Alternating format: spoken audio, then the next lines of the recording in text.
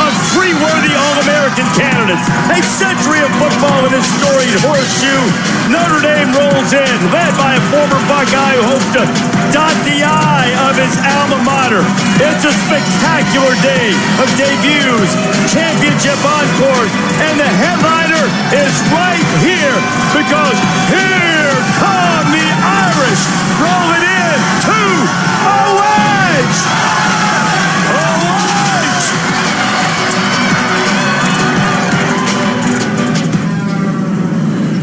Came to Columbus 87 years ago. The touchdown by the Irish meet tonight inside that venerable old horseshoe behind us. Glad to have you with us.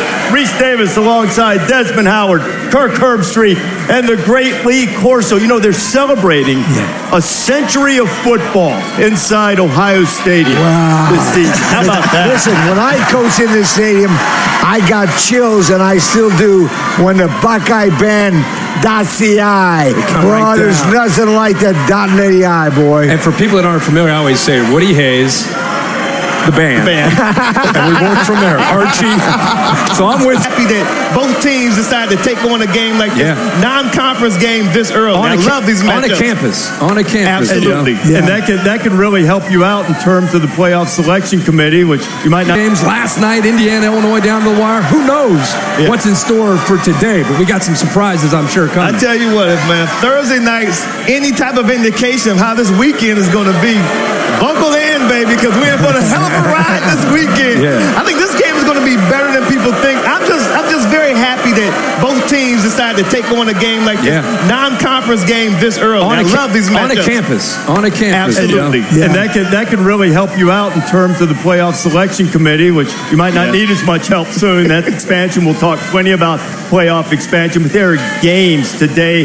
The 11th time two teams have opened their season both ranked in the top 5. The last two times, tell you what, that's going to help their case when the season's over. Last year, Cincinnati was the king of the group of 5. This year, there's pressure on them because they're carrying the torch for the group of 5. Prediction. They flame out. First game, they flame out.